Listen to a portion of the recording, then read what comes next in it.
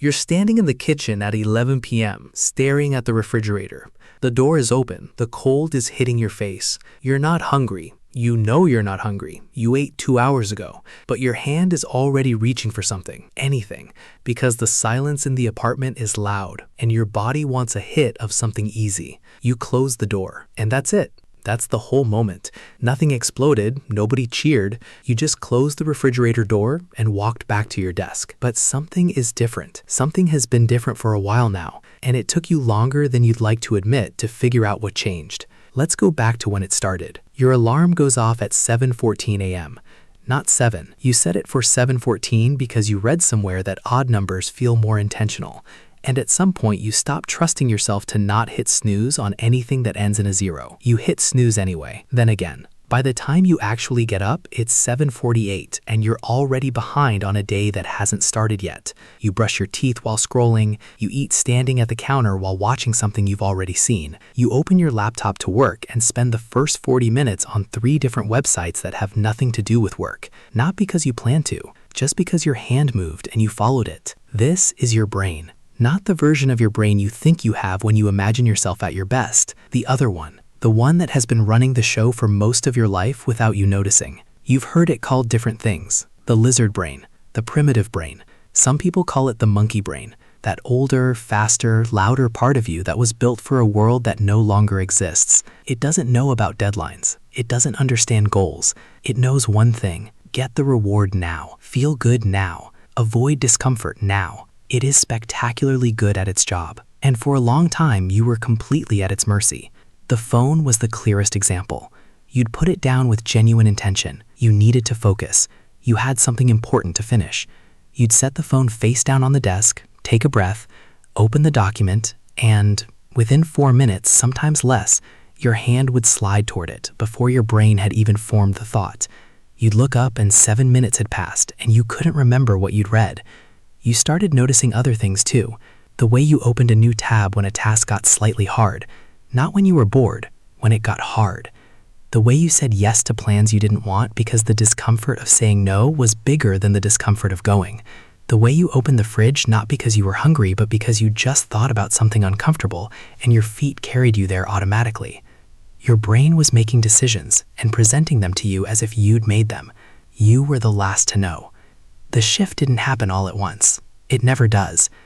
It started with something small that felt stupid at the time. You noticed the urge. That's it. You didn't fight it. You didn't resist it. You just noticed it. Like watching a car pass on the street. There's the urge to open my phone. There it is. It arrived. And then sometimes you didn't follow it. Not because you were strong, because there was a small gap between the impulse and the action, and for the first time, you existed inside that gap. Neuroscience has a name for what you'd stumbled into. The prefrontal cortex, the part of the brain that sits right behind your forehead, is the part that can observe the monkey brain. It's slower.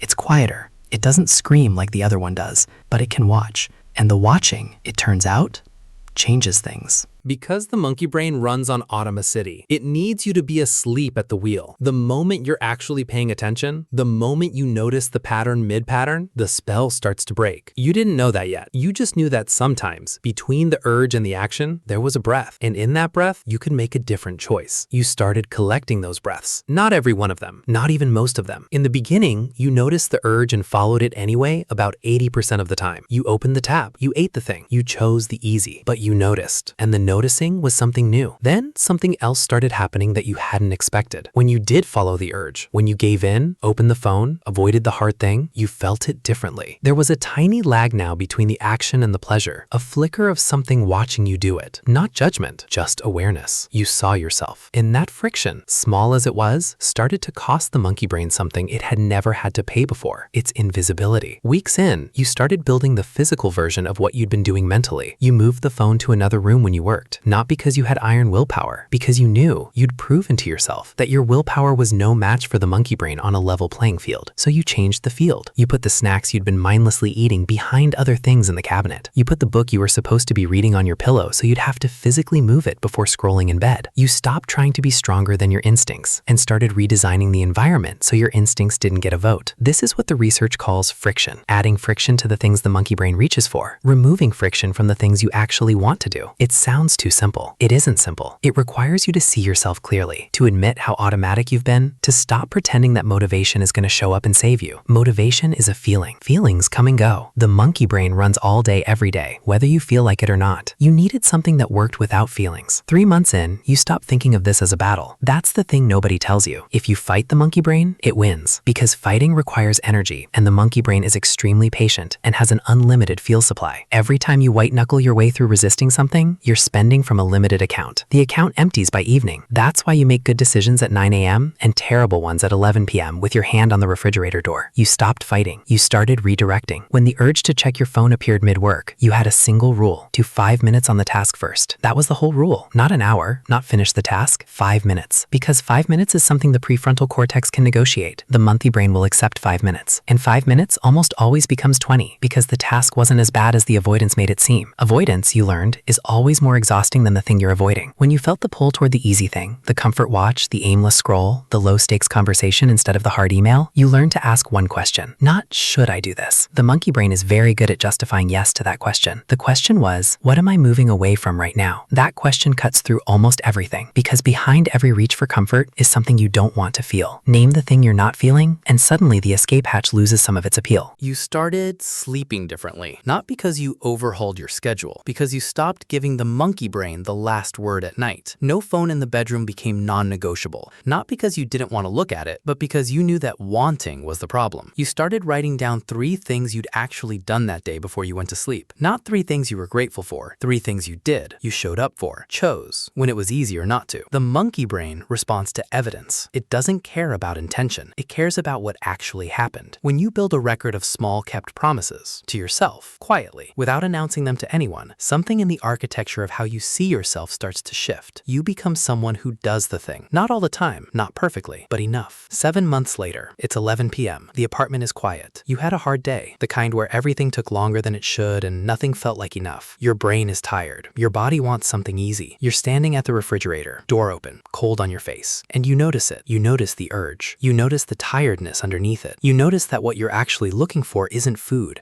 It's relief from the low-grade discomfort of a day that didn't go the way you wanted. You close the door. You fill a glass of water. You sit back down. You don't do anything profound. You just don't do the automatic thing. Nobody sees this. Nobody gives you anything for it. The moment is completely invisible to the world. But here's what the monkey brain doesn't understand, and what you've spent the last 7 months learning. This is what change actually looks like. It's not a transformation. It's not a moment. It's a closed refrigerator door at 11 p.m. repeated. It's the breath between the urge and the action. It's 1,000 tiny moments where you were present long enough to choose, and you chose something that costs more now and pays later. The monkey brain runs on the present. It has no concept of later. That's its weakness. That's the only gap you need. You're not fighting it. You're just slowly, quietly, one moment at a time, becoming someone it can't predict anymore. And that's enough. That's everything.